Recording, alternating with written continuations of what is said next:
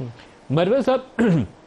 इस वक्त जो आपको अंदेशा है कि ये जो 190 मिलियन पाउंड वाला केस है, इसमें इमरान को 14 साल की सज़ा दी जा सकती है, तो ये अंदेशा आपका दुरुस्त भी हो सकता है? मैं कुछ कह नहीं सकता, क्योंकि माजी के अंदर ऐसे वाक़यात हुए कि इलेक्शन से 24 घंटे पहले सज़ाएं सुनाकर धड़ाधड़ 30-35 साल की सज़ाएं सुना दी। तो इसका आपके पास क्या तदारुक होगा? कोई रास्ता है आपके पास? देखिए, सज़ाएं तो मेरा ख्याल नहीं है कि हम इसके लिए कोई इनको कोई रिक्वेस्ट करेंगे कि जी सज़ा न दें, क्योंकि एक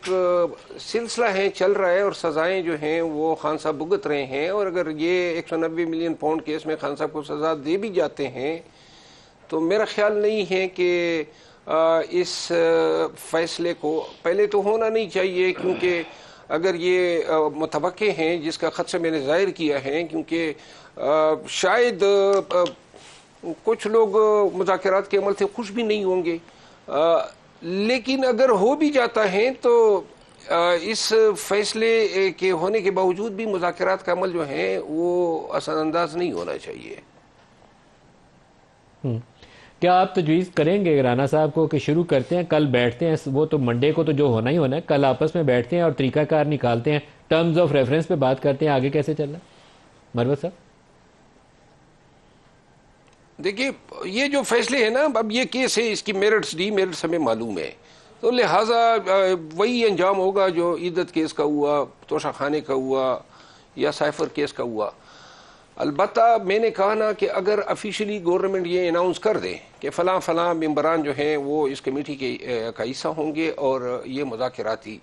और साथ में स्पीकर साहब जो हैं इस अनाउंसमेंट के बाद इनका इजलास बुला ले, बिठा दे, और इसके बाद जो है देखिए और भी सियासी क़ुव्वतें हैं ना जो इसमें कोई पॉजिटिव किरदार अदा कर सकती है। अब हमारे दरमियान जो मामलात जिस नेज पे चले गए हैं, गोली चल गई, लाशें गिर गई, और जब ये बदनामी मोल लेने के लिए इदारे जो हैं राज़ी हो गए कि चाहे ये बदनामी मोल लेते हैं, लेकिन लाशें जो हैं वो कौम को मिल गई, तो फिर इस संगीनी का एहसास होना चाहिए। या तो फिर जो है मुल्क में इस तरह जो है तर्ज हुकूमत चलेगा, या फिर हमने बैठ के लोगों को बताना है कि कौन कहाँ पे गलती पे है, किसने ज्यादती की, क्या की। अगर ये चीज़ें हमारी पोजीशन जो है इनके कायल कर देती हैं, हम इंडिकेट हो जाएंगे, जो लोग मरे हैं उनको रियासत खून बहा दे सकती है, साथ में जो है सियासी कैदी है, जो हमारा इमीडिएट कंसर्न है खान की और सियासी कैदियों की रिहाई। पहला तो स्टेप कमेटी का ऐलान है ना राना साहब, जो मरवत साहब कह रहे हैं कि कमेटी का ऐलान हो जाए, स्पीकर साहब इजलास बुला लें, तो फिर सिलसिला आगे चल सकता है। तो आई थिंक ये फर्स्ट स्टेप तो आपको कल ले लेना चाहिए राना साहब। देखें, इस बारे में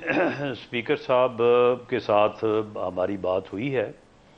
स्पीकर साहब इस कमेटी के या दोनों कमेटियों के या इस अमल के सिर्फ होस्ट ही नहीं होंगे, इसमें वो एक अपना असर रसूख, एक अपना मौसर किरदार भी अदा करेंगे। आज उन्होंने काफ़ी दोस्तों के साथ उन्होंने मशावरत की भी है, और जैसे ही वज़ीर-ए-आज़म वापस तशरीफ़ लाते हैं मिस्र से, ग़ालिबन वो जुमे को वापस आ रहे हैं, तो इस बारे में हमारी मीटिंग होगी, और इसमें हमें उम्मीद है कि एक मुस्बत पेशरफ्त होगी। तो जुमे तक फिर उम्मीद रखें कि आपकी तरफ से नाम भी आ जाएंगे, तो फिर वो पार्लियामेंट्री कमेटी जो है वो हतमी शक्ल भी इख्तियार कर लेगी राना साहब। हाँ जी, देखें, कमेटीज़ बने, वो बैठ के इश्यूज़ फ्रेम करें और तरीक़ाकार जो है उसको तय करें, और उसके बाद फिर एक यानी एक सीरियस तरीके के साथ जो देखें, मामला ये है कि देखें, मामला तो ये तय है कि ये एक पॉलिटिकल इशू है, दो पॉलिटिकल पार्टीज के दरमियान, हिस्ब इख्तिलाफ, हिस्ब इक़्तिदार के दरमियान। तो आखिर इसने बैठ के तय तो टेबल पे जो है वो पॉलिटिकल डायलॉग से होना है, बातचीत से होना है। इसका फैसला सड़क पे तो नहीं होना। सड़क पे आप जितना मर्जी एक दूसरे को नुकसान पहुंचा लें, फिर भी आपको बैठना पड़ेगा।